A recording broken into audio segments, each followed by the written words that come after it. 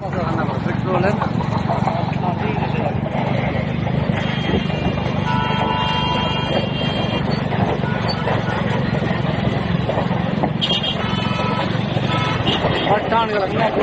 जो जो मुर्दा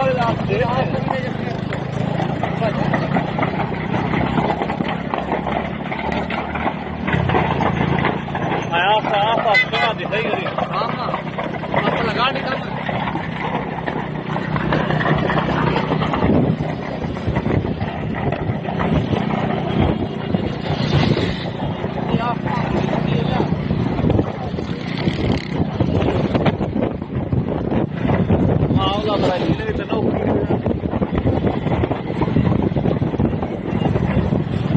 नाज़रीन, एक और चीज जो कि अभी बीबीसी रिपोर्ट कर रहा है, ये किसी हद तक परेशान कुन भी है। बीबीसी के मुताबिक जाफर एक्सप्रेस पर कब्जा करने वाले शिद्दत पसंदों के खिलाफ सिक्योरिटी ऑपरेशन जारी है, लेकिन कोयटा स्टेशन पर ताबूत पहुंचा दिए गए हैं। ये 200 के करीब ताबूत, पहले कोई 70-80 और फिर 130 मजीद ताबूत कोयटा पहुंचा दिए गए। 200 खाली ताबूत, 200 कॉफिन्स जिनके अंदर लाशें रखी जाती हैं, ये उस तरफ रवाना किए जा रहे हैं। ये सिर्फ इस दर्द को महसूस करें, इस खौफ को महसूस करें। और साथ हमने ये खबर दी कि हमने औरतों और बच्चों को और 80 लोगों को हमने छुड़वा लिया। अब ये बयान हमने अस्करी ज़राए से, सिक्योरिटी ज़राए से हमने मीडिया को भेजा और मीडिया ने ये टिक्कर चलाए।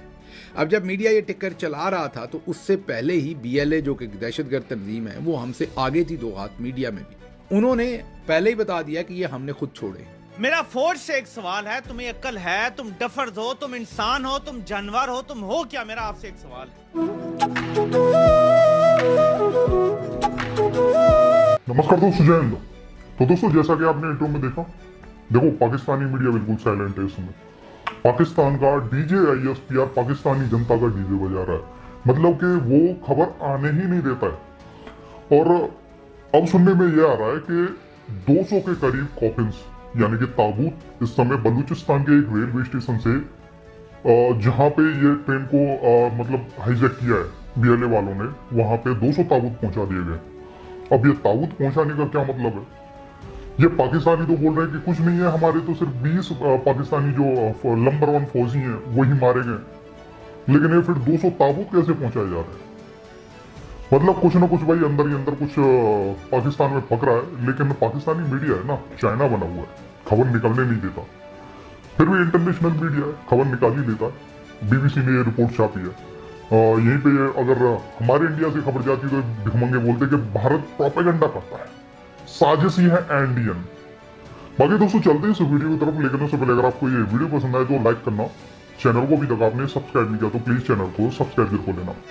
एक तंजीम है, आप कहते हैं भारत उसे सपोर्ट करती है, आप कहते हैं अफगानिस्तान से राब्ते साबित हो गए हैं। रात को मुझे बात करनी याद नहीं रहती कि जी अफगानिस्तान से उनके राब्ते हमें पता लग गए हैं, लाइव वो राब्ता कर रहे हैं। वो कहाँ थे ये नहीं पता चला, वो आए कहाँ से ये नहीं पता चला। उनके ट्रेन के अंदर से बलोचिस्तान से राब्ते पकड़ लिए इन्होंने। बहरहाल चलें, ये करते रहते हैं मजाक। मेरा आपसे सवाल है, इनको कुमक कहाँ से मिल रही है? और मैं हथियारों की बात नहीं कर रहा, मैं सोल्जर्स की बात कर रहा हूं। फुट सोल्जर्स कहाँ से मिल रहे हैं? क्या वो ईरानी हैं या अफगानी है? अगर वो बलोचिस्तान के लोकल लोग हैं, वो क्यों उनके साथ जाके मिल रहे हैं? मेरा आपसे ये सवाल है, क्यों मिल रहे हैं? फिर मैं आपको जवाब दूंगा, क्योंकि आप डफर्स हैं। ये इसलिए मिल रहे हैं कि आपने फॉर्म 47 की हुकूमत बिठाई हुई, और बलोचिस्तान में फॉर्म 47 का निजाम पिछले 50-60 साल से फौज ने चलाया हुआ है। ये मेरी ट्वीट के नीचे इसने ट्वीट की हुई, जिसमें मैंने वाज़ेह तौर पे बताया कि दहशतगर्दों की पहली प्रेस रिलीज में उन्होंने स्ट्रेट अवे बता दिया था कि हमने औरतों बच्चों को छोड़ दिया है। फौज झूठा दावा कर रही थी कि हमने छुड़वा लिया। भाई तुमने कैसे छुड़वा लिया है? तुमने ऑपरेशन किया है, ऑपरेशन किया तो बाकी किसी को क्यों नहीं छुड़वाया? और जो लोग बाहर आए हैं वो बता रहे हैं कि हमें उन्होंने जाने दिया था। झूठ पे झूठ बोल रहे हैं, फिर भी इसकी जुबान चेक करें। मेरे पाकिस्तानियों, BBC ने कहा है और रिपोर्ट किया है कि उन्होंने पता किया है, ये 200 के करीब ताबूत, पहले कोई 70-80 और फिर 130 मजीद ताबूत कोयटा पहुंचा दिए गए। ऐ मेरे खुदा, ये बल्कि मैं आपको BBC का स्क्रीनशॉट भी दिखा देता हूँ। ट्रेन पर कब्जा करने वाले शिद्दत पसंदों के खिलाफ सिक्योरिटी ऑपरेशन जारी, कोयटा स्टेशन पर दर्जनों ताबूत पहुंचा दिए गए। पूरी जो तफसील है इसकी, उसमें मैंने आपको बताया कि वो 200 से ज़्यादा बता रहे हैं। अब ये ताबूत क्यों लेके जा रहे हैं? एक तो ये है कि एक कहानी ये बनाई जा सकती है, और लोग मुझे कहते हैं जी आप आइडियाज़ देते हैं। एक कहानी ये बनाई जा सकती है कि हमने ये अपने लिए लिए थे कि हम जो अपने बंदे भेज रहे हैं 100-200, वो या तो सबको छुड़वा के आएंगे या फिर वो शहीद होके आएंगे। तो हमने उनके लिए ये ताबूत रखे हुए थे। एक तो ये कह सकते हैं, कहानी डाल सकते हैं कि जी हम बड़े जज्बे से गए थे, हम कश्तियां जला के गए थे, हम अपना कफन साथ लेके गए थे। इंतजामिया की जानिब से प्लेटफॉर्म पर खाली ताबूत लाए गए हैं जिन्हें रिलीफ ट्रेन पर बोलान रवाना किया जा रहा है, यानी जहां पर ये दहशतगर्द इस वक्त मौजूद हैं वहां पर खाली ताबूत भेजे जा रहे हैं। अल्लाह करे ये ताबूत खाली ही है, अल्लाह करे ये ताबूत खाली हैं। उन माओं से पूछें जो ये खबर सुन रही होंगी या पढ़ रही होंगी, जिनके जवान बच्चे वहां पर इस वक्त फंसे हुए। बलूचिस्तान में जाफर एक्सप्रेस पर हमले, सरकारी सतह पर जाफर एक्सप्रेस पर कब्जा करने वाले बलोच शिद्दत पसंदों के खिलाफ कार्रवाई के दौरान अब तक हलाकतों की तादाद की कोई तस्दीक नहीं की गई। ताहम रेलवे हुकाम के मुताबिक कोयटा के रेलवे स्टेशन पर बुध को 200 से ज्यादा ताबूत रिलीफ के लिए भेजे गए। यानी अभी तक हलाकतों की तस्दीक नहीं हुई, लेकिन 200 से ज्यादा खाली ताबूत, खाली कॉफिन्स भेजे गए हैं। रेलवे के एक अफसर ने बीबीसी के मोहम्मद कादिम को बताया है कि आज एक रिलीफ ट्रेन कोयटा से बोलान की जानिब रवाना की जा रही है जिसमें मुख्तलिफ सामान मौजूद है। एक और एहलकार ने बीबीसी को मलिक मुदस्सर से बात करते हुए कहा है कि इंतजामिया की जानिब से प्लेटफॉर्म पर अब तक 90 खाली ताबूत लाए गए हैं जिन्हें इस ट्रेन में रवाना किया जाएगा, जबकि ट्रेन की रवानगी से कबल इस पर मजीद 130 ताबूत अलग से और भेजे जा रहे हैं। तो 200 खाली ताबूत, 200 कॉफिन्स जिनके अंदर लाशें रखी जाती हैं, ये उस तरफ रवाना किए जा रहे हैं। ये सिर्फ इस दर्द को महसूस करें, इस खौफ को महसूस करें। दहशतगर्दों की जानिब से जो डिमांड्स अभी तक आ रही हैं सोशल मीडिया पर, मुख्तलिफ जो साफी रिपोर्ट कर रहे हैं वो ये कह रहे हैं कि जो लापता अफराद हैं, मिसिंग पर्संस हैं, उन्हें रिहा करें। यानी जो कालाधन तंजीमें हैं या जो पाकिस्तान के अंदर मिलिटेंट मुख्तलिफ ऑपरेशंस करती रही हैं, पाकिस्तान में धमाके करती रही हैं, उनके जो लोग गिरफ्तार हैं या इदारों के पास मौजूद हैं, ये उनकी डिमांड है कि उन्हें फौरी तौर पर रिहा किया जाए। हुकूमत का जो रिस्पॉन्स है ये बिल्कुल एक अब मैं तनकीद इन हालात में नहीं करना चाह रहा, लेकिन बहुत अफसोस होता है, यकीन माने दिल फटता है कि ये हुकूमत है। ये रिस्पॉन्स हमारी रियासत का, हुकूमत का होना चाहिए था। हमारे सिक्योरिटी इदारे, हमारी फौज वहां पर लड़ रही है। यानी मैं रात को मोहम्मद मालिक साहब का शो देख रहा था, उन्होंने ठीक पूछा है, उनका सवाल भी जायज था।